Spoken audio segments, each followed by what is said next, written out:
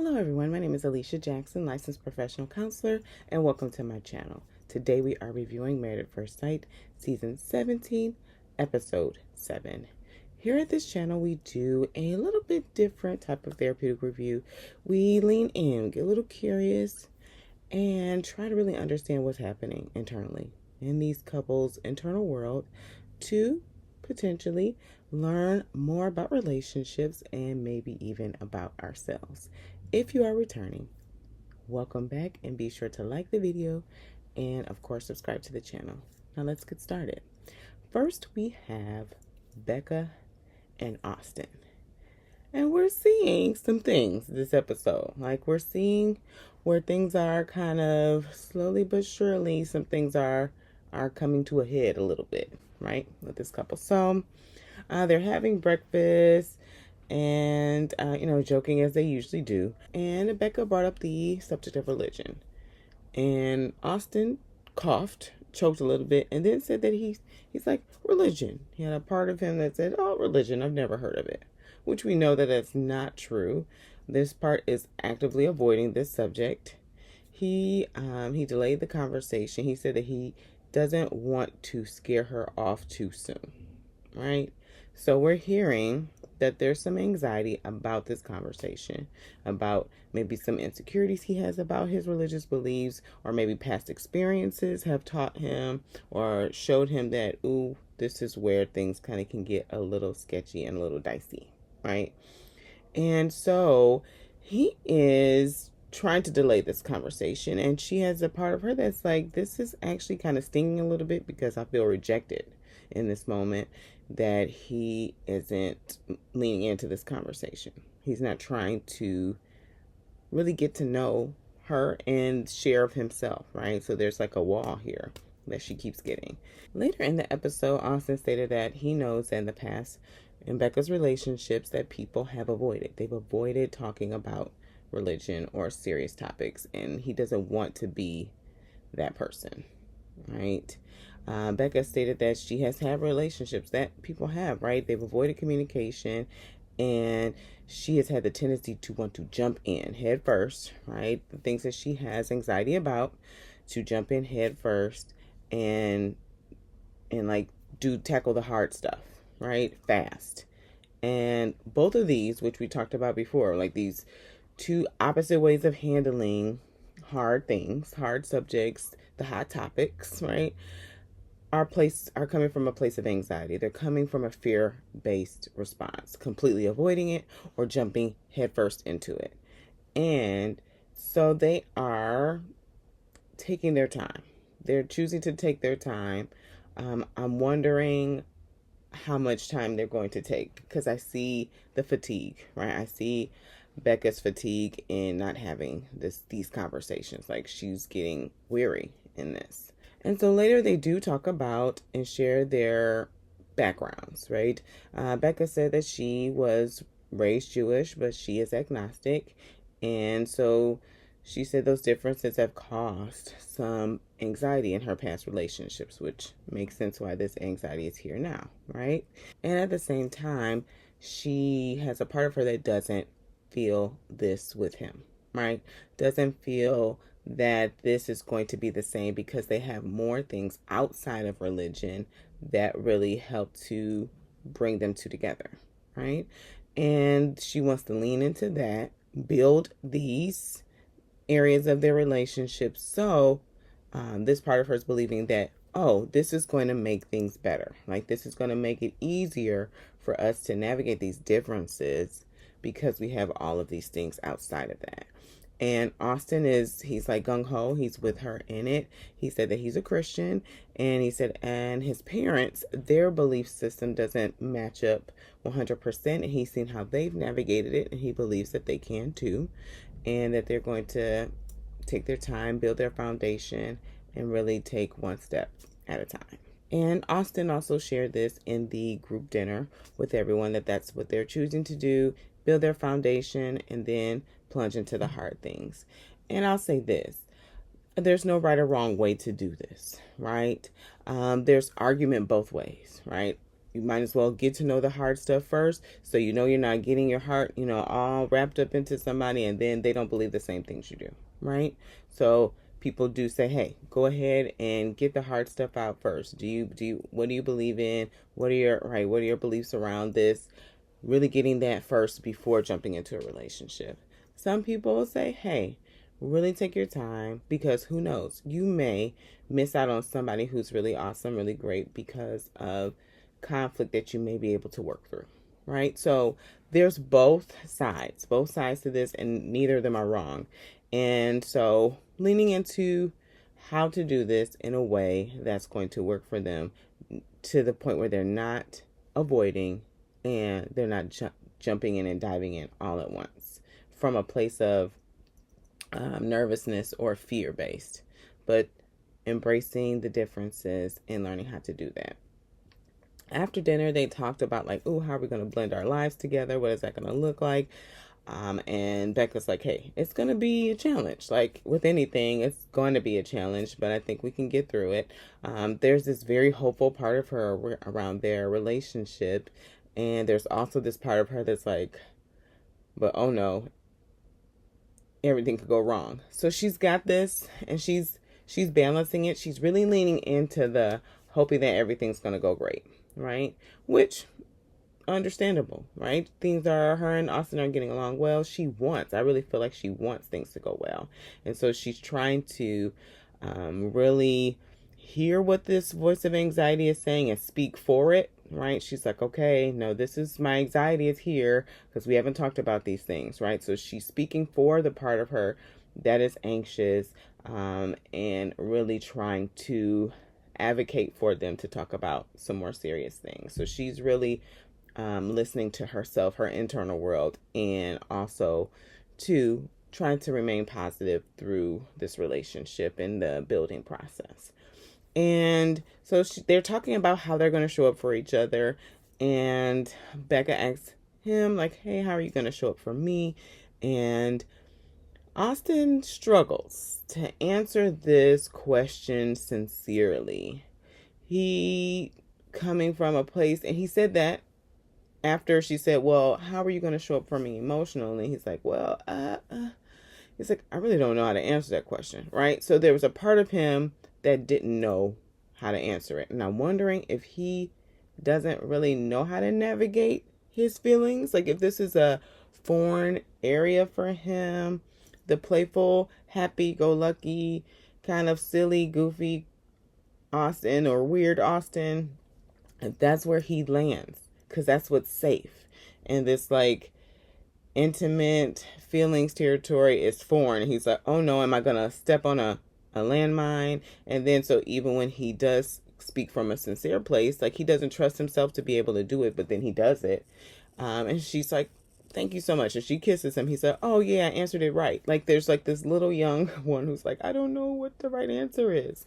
And so I'm hoping he'll be able to trust himself, because he was able to answer that question from a sincere place and really meet Becca where she was. And so hoping that he can lean into that, and that little one who doesn't trust himself to be able to navigate feelings or his emotions or other people's emotions, that he will trust himself to know that he can do it. He can do it. Next, we have Emily and Brennan. And so they're sharing more of their differences, and they're at, I believe, breakfast together. And they're talking about their religious backgrounds. And so part of me is like, did the production put them up to this? But here we are. So Brennan is Jewish and Emily's Catholic. And she asked if he wanted his children or their children to be raised Jewish. He said, I don't know, maybe. She said that she didn't want her children to be raised Catholic. It's not something that she wants, and so she's open to converting, so that the children and the family can all have like one religion and one spiritual practice. And so he appreciates her openness to like his family and their spiritual beliefs, and and all of that, and really tapping into that, even though he's like, I don't know what it means to get converted or what the process is. I'll have to look into that. But okay. And he said that he too can, change his opinions and thoughts about things as he learns and grows. They discuss kids, and we learn that they both want two children, a boy and a girl, and Emily wants an older brother for a younger sister. They also discussed Sunday football, right? Because they both, I guess, love football and trying to navigate what game they're going to watch. Like, that's really, there's, they have so much technology out right now that they could watch multiple games at one time if they wanted to. But anyway, but Brennan also states that, his mother had a concern because they're both so similar that they won't challenge each other. And Emily said, no, I think you're going to challenge me. And it felt like in that moment that she was saying something else. As she was saying that, I got the sense, and maybe this is me, right? But I got the sense that she was trying to say, you're already challenging me. That's what I heard. That's what I got the sense that's what was happening in that moment. I don't know. You tell me. But like, that's what I felt. He said, yeah, I believe that too, that, you're going to challenge me as well. And I kind of feel the same. This couple has so many unspokens, and we learn more in the after party. The other girls, Claire and Lauren, talk about Brennan off camera, saying Brennan off camera treats Emily different than Brennan on camera. That he can sometimes be a little condescending to her and be critical of her, and she kind of brushes it off. And so I have concerns. I do have concerns, similarly to what I was speaking to last review and last episode about him in the circle of trust, and because there's nothing wrong. I want to make sure I'm speaking like there's nothing wrong with the circle of trust. You need to have boundaries about who's safe and who's not safe, and who you share with and who you don't share with. Like that's just right, taking care of yourself. And the energy in which it's being spoken feels like she's got to prove herself worthy, right? And it doesn't feel, it's not sitting well. Like, there's a part of me that's concerned about the dynamic of this relationship, and if Emily's in a space where she's going to like have to be like chasing a carrot, and jumping through hoops in order to get Brennan's approval, and in order to really come together and join in this relationship. Now, they were doing some physical activities together, and Emily stated that she may be the super competitive one. She's like, maybe I am. So I'm wondering like if she felt like Brennan, and she did kind of speak to it, that Brennan was letting her win. And so she asked him, she's like, do you like to have fun? And he's like, he kind of it ruffled his feathers a little bit. He was like, what do you mean? Like, I don't understand. And she's like, well, you were letting me win. He's like, well, I can be competitive. And there was something there happening. And so Emily was very, very apologetic. She was like, I'm sorry. I'm sorry. He's like, well, trust me, you'll know when I'm angry. And Emily said, oh, I'm scared. Right? So I'm just like sitting with this and taking this in. A part of me is wondering around Brennan's temper, his anger, how it shows up. His parents have spoken to that. And then we learn, he said, it takes a lot for me to get angry. And usually when people say that, and it takes a lot for me to get angry, it's because that they have maybe a part of them that dismisses the things like, no, it's okay. It's fine. It's fine. And they have and the part of them that is hurt or offended by the other person's actions is like storing the information. And then once something happens, it just kind of explodes. And then they go down and talk about everything that's happened, right, since the beginning, that they've been storing up, right? And so I'm wondering if this is where Brennan ends. I kind of feel like it is. Both of them are so silent, and I'm wondering too if they're just silent on camera and they're having different conversations off camera, but they are not addressing the issues on camera at all, in my opinion, like in a way that is being true and honest to how they feel. They're just taking it in like, oh, you're a partier. Oh, you just spend your money and I budget my money like very meticulously. Oh, okay. Like it's just very, very nonchalant. And I know that there are some people who are more laid back, and at the same time, that's not what this is giving at all. And so Brennan states that the only people that I've ever gotten really mad at was my parents. And Emily said something that made me say, oh, she knows more than she appears to know. She said, well, wifey comes pretty close. And that's the truth. Oftentimes, our intimate relationships, our long partner relationships mirror our relationships with our parents because they activate that stuff. And usually our partners are we pick qualities that have the best and the worst qualities of our parents. And so, no, Brennan didn't pick Emily. And at the same time, he did give the experts a list of things he wanted, and they went to find said person.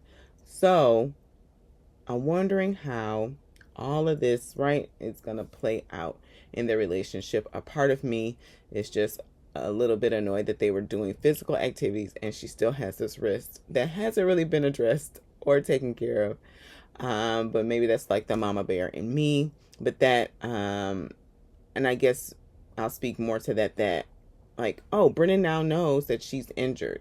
And there's not like hey, maybe we should get this checked out. Because, like, your hand was swollen. Like, you're still struggling, right? So, I don't know. I don't know if they have checked it out. But there's a part of me that's just like, I'm wondering where the care is for Emily, right?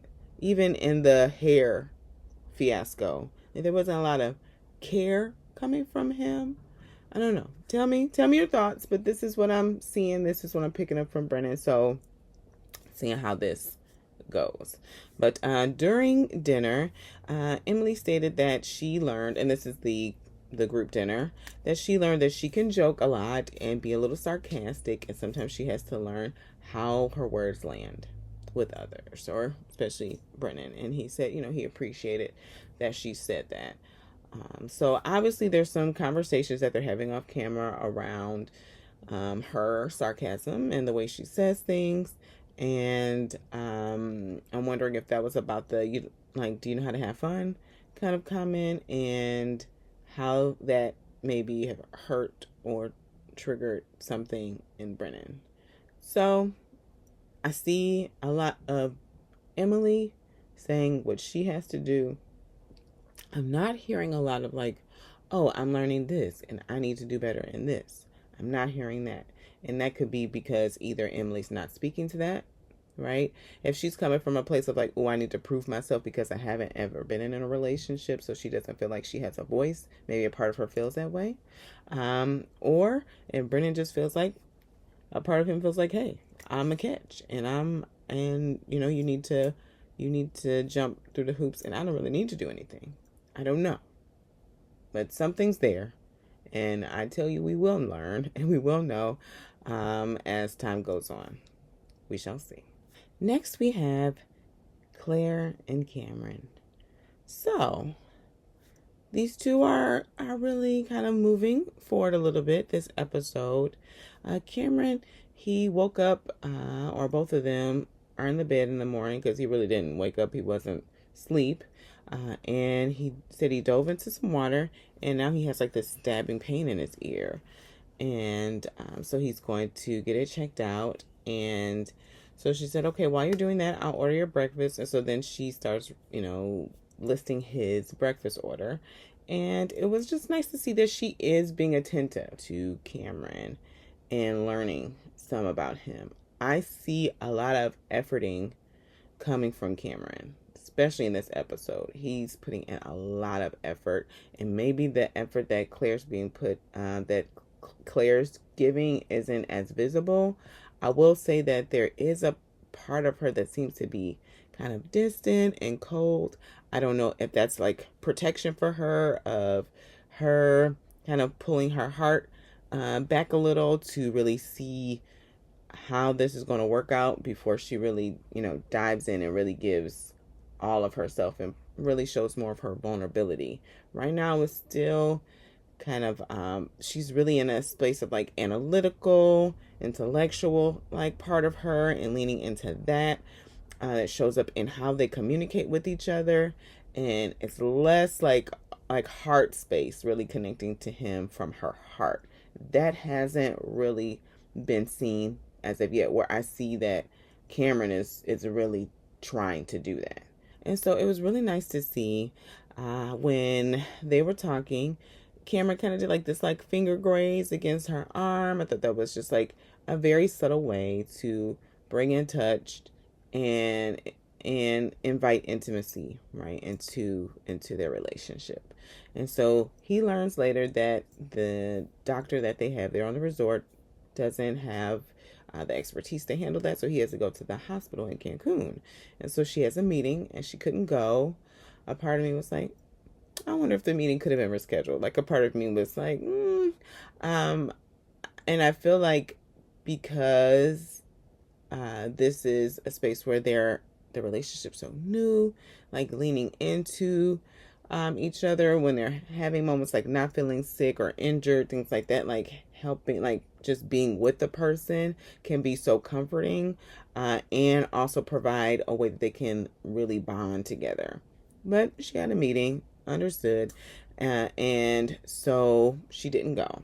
Now, he did ask her how she felt about moving into the shared apartment.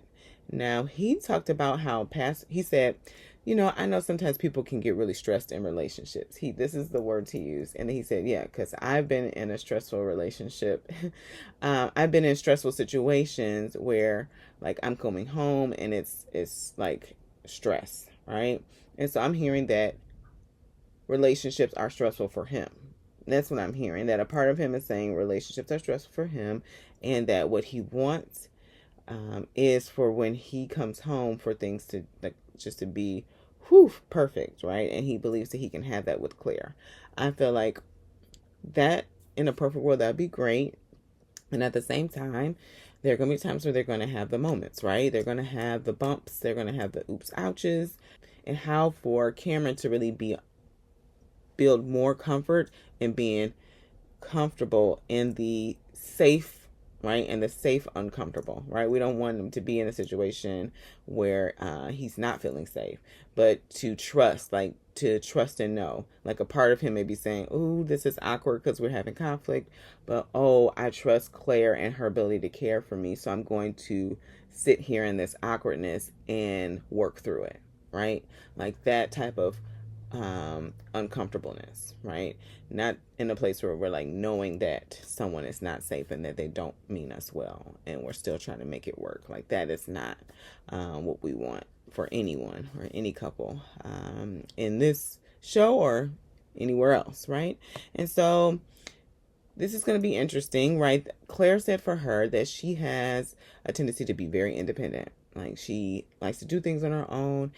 And at the same time, that's kind of the reason why she came to the show, because she wants to do more things and build a life with a spouse. And a part of me is thinking about her family dynamic and how they did tend to be like really dependent on her, and especially her sister.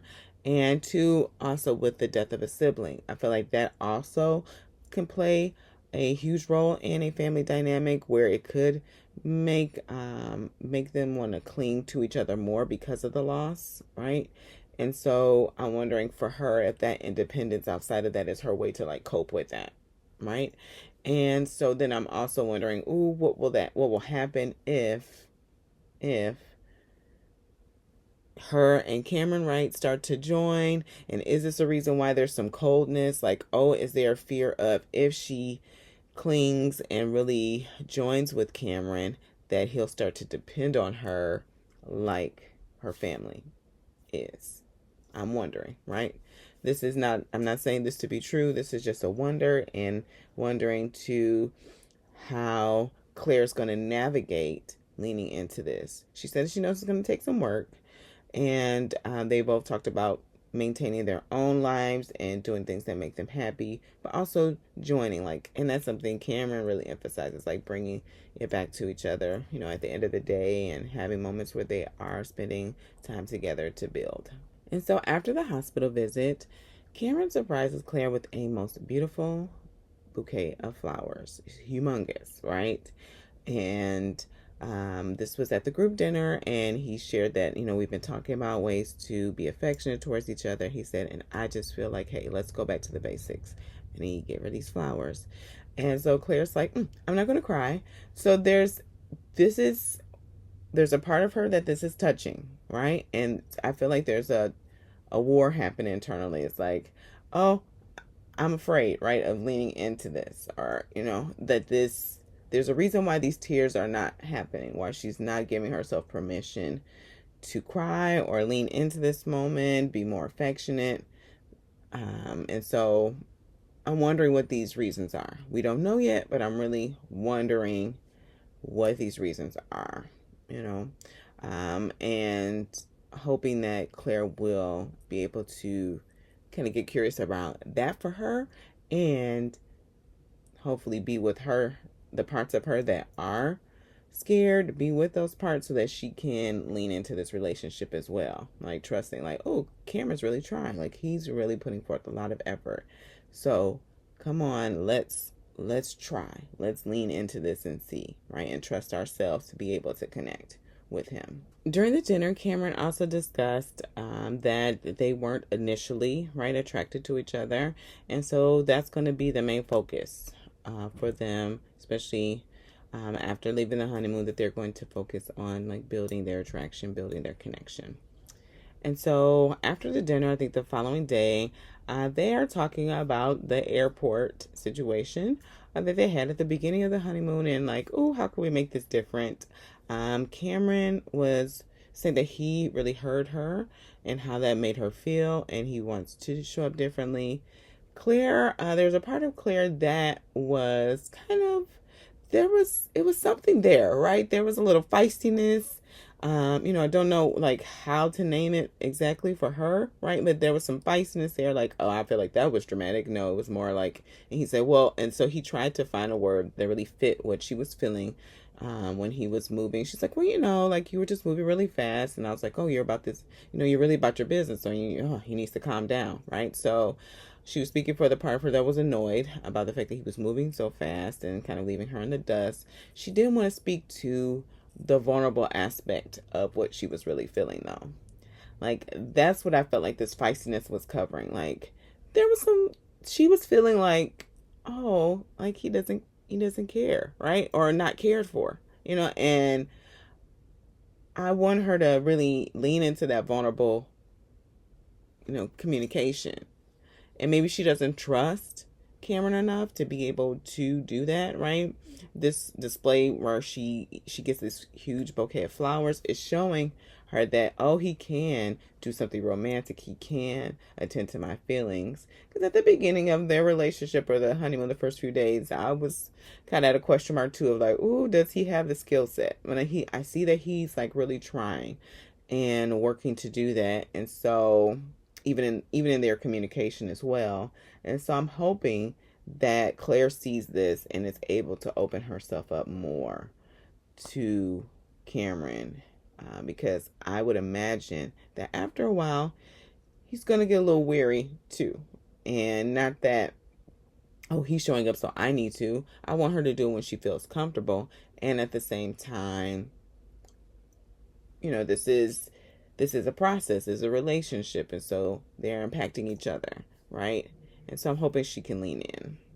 We shall see. Next, we have Lauren and Orion. Whew. Everybody take a deep breath. All right, so let's jump into this because, you know, this is a very complex situation between them. And I had to really like sit with this because it was really hard to watch.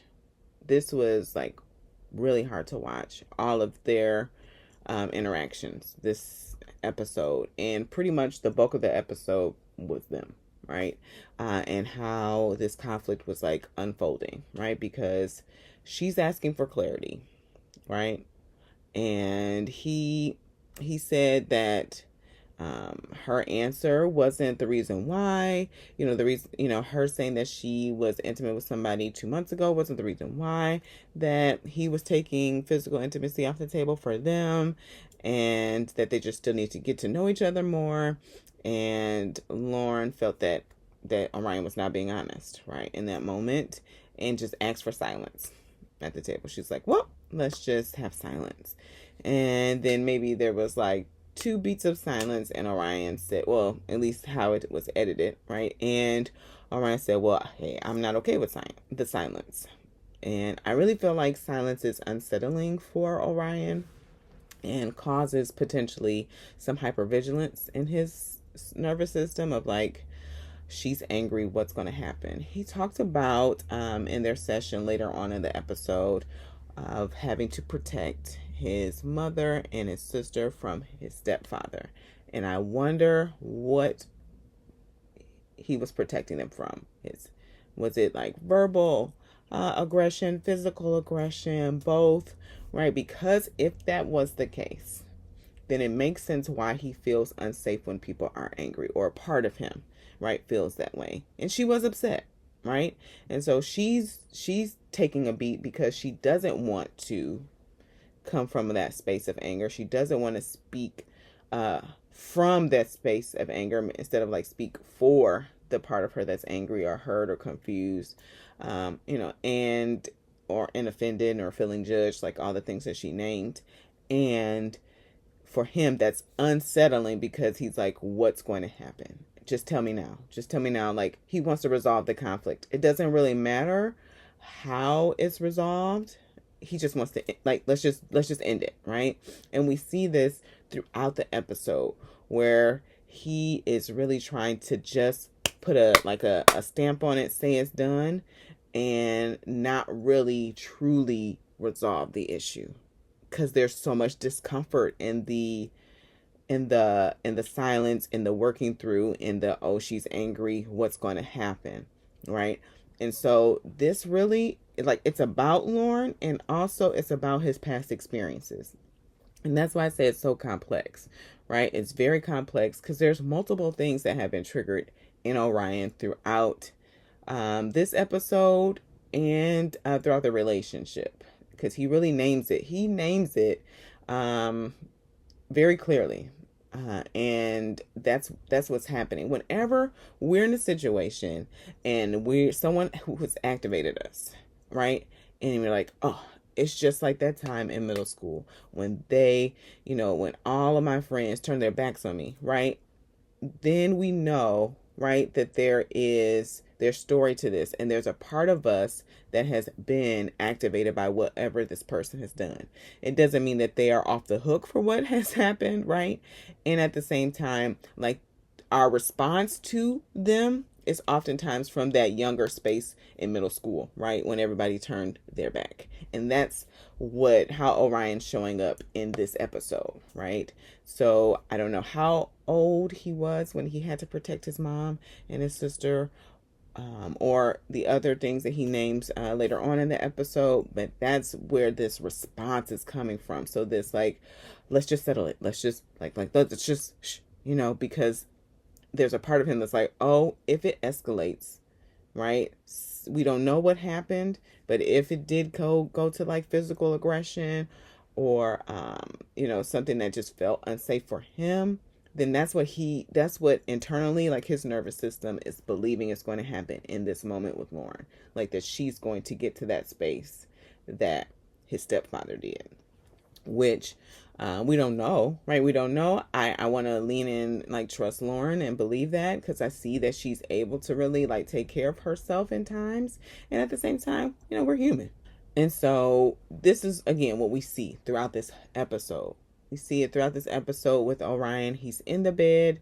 So later in the bedroom, he's sitting on the bed, and Lauren, she's coming in with her humor, right? She has her humor to arm her anger. And I really feel like, too, that's a way that she tries not to right, explode, or not to have her moment of heightened aggression or feeling like she's communicating from a place that's going to be hurtful. So she'll use sarcasm, right? Which is just as hurtful. And at the same time, she's trying to take care of herself in this moment by saying, funny meeting you here, right? Like, oh, this is awkward. I don't want to be in this space with you, but here we are. And so Orion hears that, he senses that, he feels that, and he's like, well, okay, can there be a temporary solution? Can we fix it? Is there any way we can fix it? That's all that's happening internally. And so he's thinking about calming his nervous system down, right? Versus really being attentive to what Lauren is needing from him. And that's what's causing this moment where she's feeling like he's not being honest, and she's asking for an explanation, and she's like, no, say what you mean what you say. And then, okay, oh, you're finally telling the truth, right? Then he's finally being open and honest with her. And then he's like, well, I've always been honest, right? So like, because there's a fear, like, oh, I said what I really meant. Is she going to have a response to that? Okay, well, I've always been honest, right? So then it's back to, I need to manage this so that you don't explode, which unfortunately makes her angry, because of course that's not the truth. Both of them, and I don't know if you guys remember the last review, both of them were dishonest with each other. I wasn't mad. Remember? I wasn't mad in the pool when you said that, that offensive term. And I wasn't mad when you didn't give me grace in that moment. They were both upset.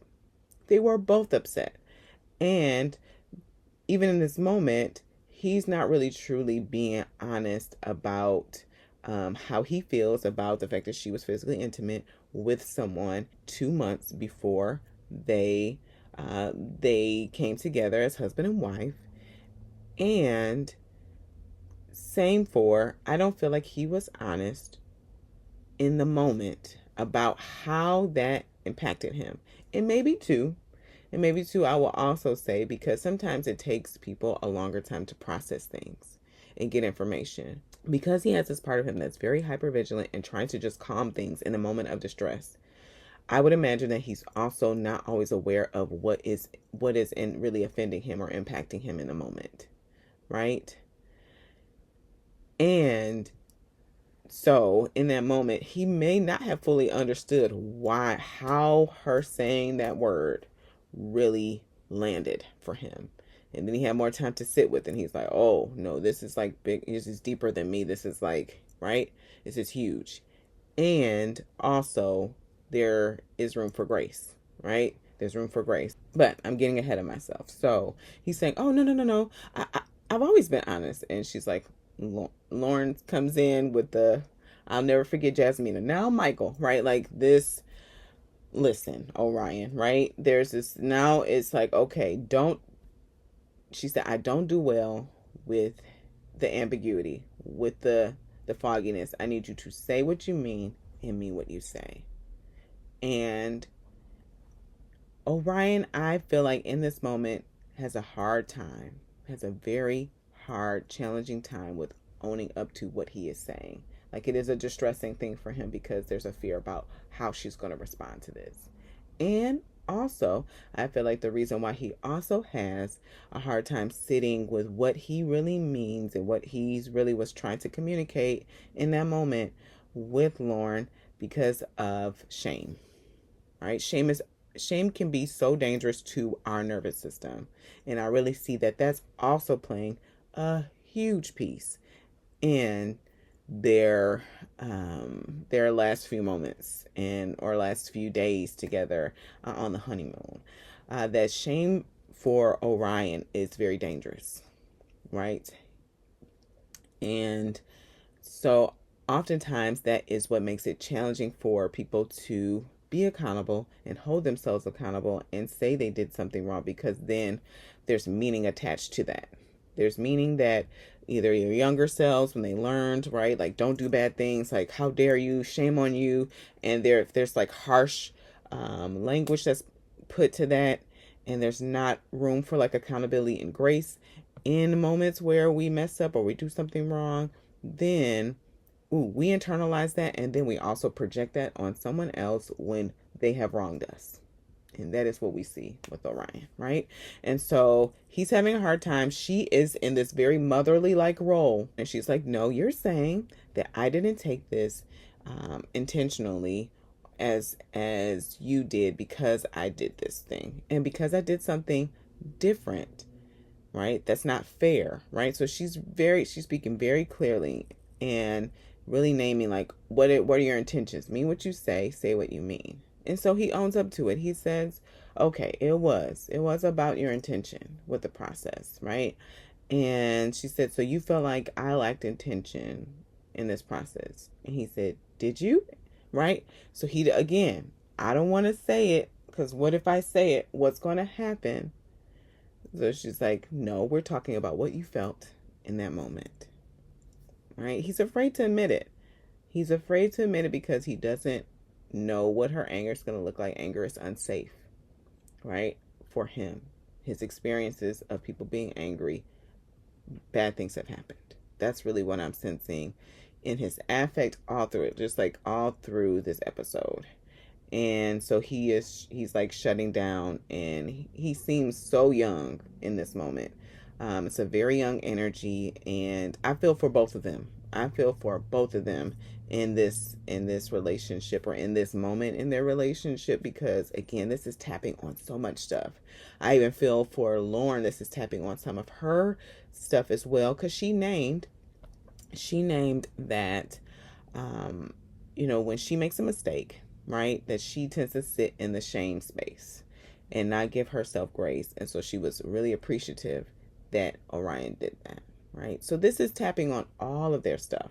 And so after this moment, she's in her confessional, and she said that she woke up and Orion had left the bed during the night, and she woke up to him not being there. And she said they did talk some more, and she felt like she was being judged and attacked, right, for her past. And she felt isolated and unsupported and unheard, right? Which is going to cause, automatically, that experience is going to cause for her protectors to come in. Like, oh, you're not going to hear me. You're not going to have my back, right? Which was the thing that activated her the most, because she's like, I've had your back throughout this process, but you haven't had mine, right? And so she's feeling attacked. She's feeling unsupported. And Orion became emotional in that discussion, and that there hasn't been consistency in their conversation around her past. And he said that he doesn't really care about the 2 months ago situation, and that he's willing to extend her grace. Okay. And at the same time, she feels unsettled about their marriage. She feels unsettled, which makes sense. This is a like, this is really activating so much for both of them, right? And so after the gym, they're talking about where they are, right? Meaning just how they're feeling in the moment. And then they're both feeling like very drained, which makes a lot of sense because they put in a lot of emotional labor in the last 24 hours. And Orion says that he needs some more time to sit with his emotions and where he is. And Lauren said that she's going to offer him grace in this. She's going to offer him grace because she has seen other sides of Orion. And he wasn't his best self. She's doing for him what she wants others to do for her. That's why that you didn't have my back. That's why that activated her. So, but she's doing for him what she wants other people to do for her, which is how we show up, right? This part of her is like, I let myself sit in this shame and, kind of wallow in it. And so I'm grateful that he gave me grace, right? So she's like, I'm going to do that. This isn't your best self. I've also seen other parts of you that, right, show more promise. And so I'm going to give you grace, and I'm not going to hold this over our marriage and over our relationship, even though these emotions are still here. Like, I still got to work through this. And so they're continuing to have these conversations, right? Kind of similar conversations, trying to be with each other, talk through this. And Ryan's like, I'm in my head a lot. So I feel bad for not being so affectionate. And Lauren's like, I'm in the same place. I'm still here, but in a similar place. And so Orion stated that he feels like he failed her in the marriage. Okay? That he failed her in the marriage. And so because of that, she calls Dr. Pia. And so Dr. Pia starts with Orion and where they are in the relationship. And he said, honestly, no, like they just need to have more time to build the foundation of their relationship. I don't know if that's necessarily true. I'm going to believe Orion right in this moment, but it feels like, again, him not owning up to how he really feels. Just like a part of me has that suspicion, right? And two, they name like this, him feeling like he's failed her, failed the marriage. Dr. P is concerned, right? She's really concerned about the language he's using towards himself, and asks Lauren if she feels that way. And she said, no, she doesn't. And, instead of doing that, and of course, Dr. Pia, well, I don't know if she gets as much footage as we do. All right. In the moment, I will want to know more, right? This voice that's telling him that he's failed her in the marriage. I would say, tell me more. Tell me more about what you mean when you say that, right? Because, right, I judged her. I criticized her. I did this. Right. And who else did that? Who else did that? Right. I'm wondering, like, ooh, did your stepfather do that? Right. Like, want to know more, because that will help us to really, and help Orion to really understand which part of him is speaking in that moment, and really know what context they're speaking in. Because oftentimes we're saying things, but not knowing which part of us is talking at the time. And that really gives us context and clarity about what we're feeling and thinking. That's just one example of, or like what it could possibly be. And two, like, oh, tell me what failure means. Like, what does it mean to fail? How do you know that you failed? Like, I want to know more information, because sometimes we're so quick. I'm saying we, meaning like humanity, right? Sometimes we can be so quick to protect somebody from shaming themselves, right? When shame does have a function, it does. Shame does have a function. Now, just like anger, right? Shame is stigmatized, anger is stigmatized, and sometimes we really try to protect people from shaming themselves, and understandably so, and want to get to know the critical voice or the judgmental voice or the shaming voice to really hear what they have to say, because there can be some wisdom in it. Doesn't mean that it's completely accurate. I don't feel like he's failed her or the marriage.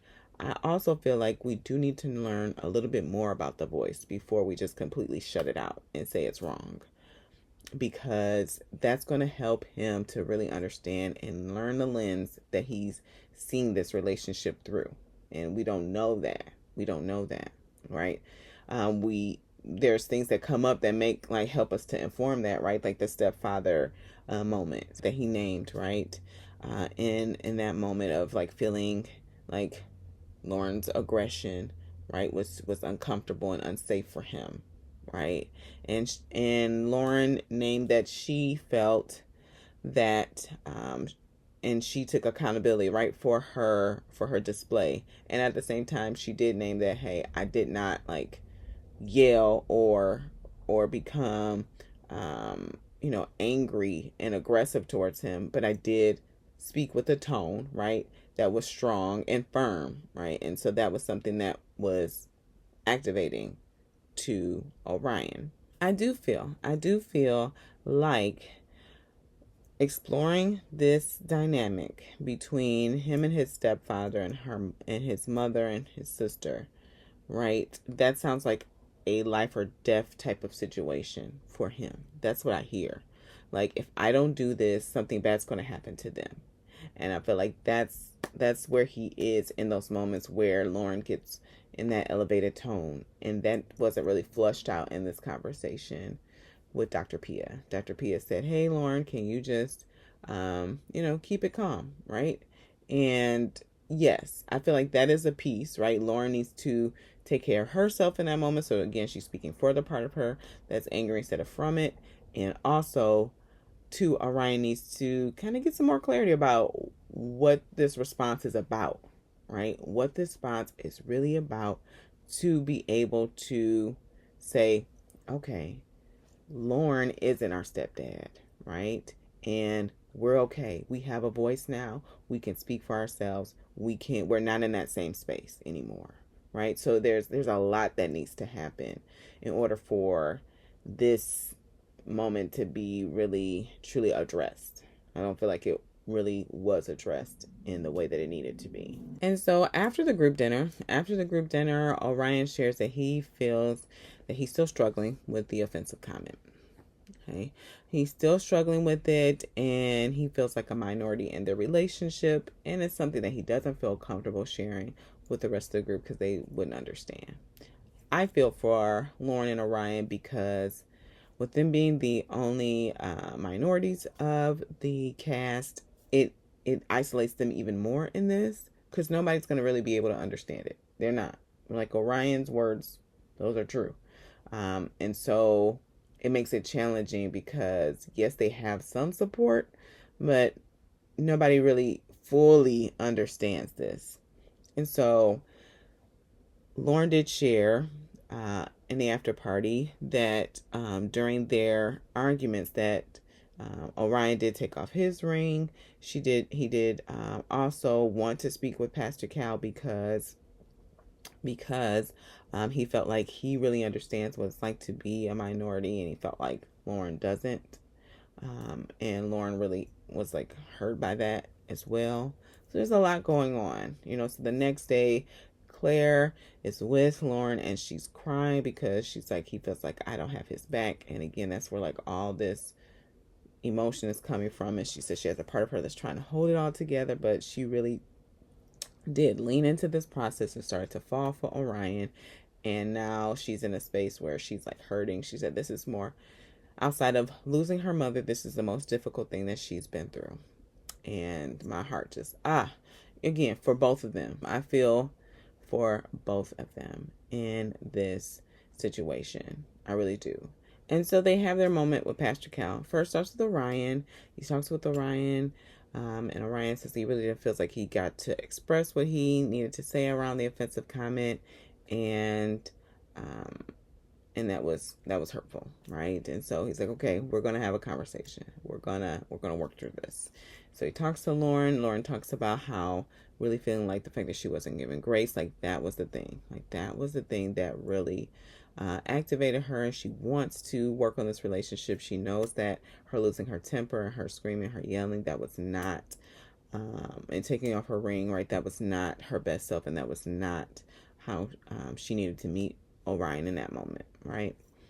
And so they're having this kind of like talking of it, talking through things. Orion really gets to say what he felt, even though a part of me feels like he did name something, because some of these things I heard before, but fully get to express, right? That her saying that was not just only offending him, but it was violating his culture, violating the people, his family, and specifically his mother. And now he's like, and other indigenous people could be seeing this, and what, there's like so much ramification. So I feel in this moment when he's saying that again, I don't know how to handle the conflict of that.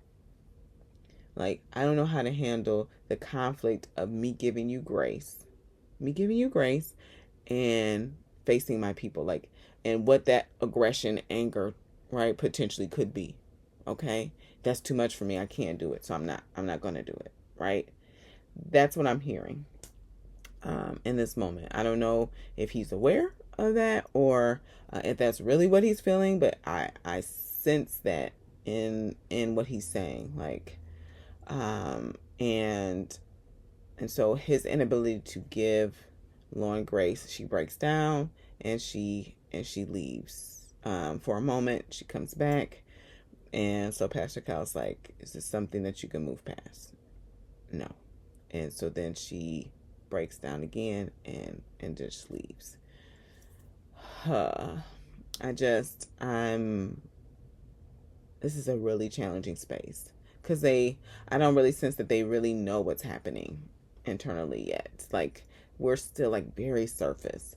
And so then I do want to go back to what Orion stated, like was the thing, right? Was the situation, because he said, the first time that I encountered racism was with my people, and I was called a name, right? He said it right, the name and how it hit him, and then he said the second time was with this crude joke from, he was like, from you, right? And so I don't know when he experienced that first incident of racism from his people.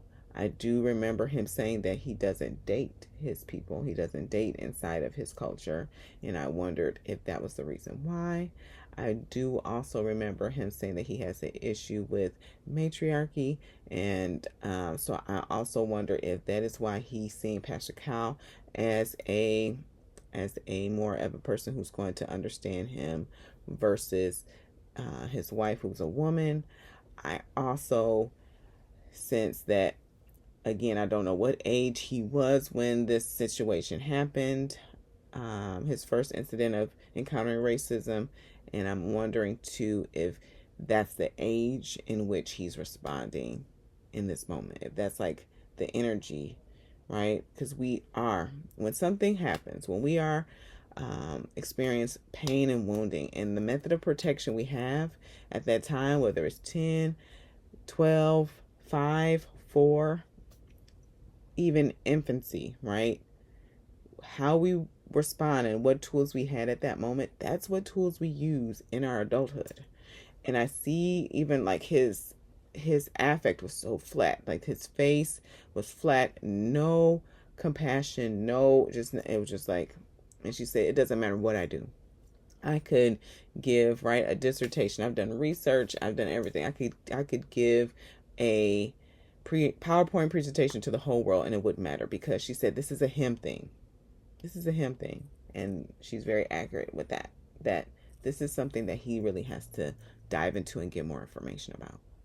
Really, so that he can understand why he's showing up in this way. I don't know if he really fully understands. Maybe understands in part, but doesn't really fully understand what's happening in this moment.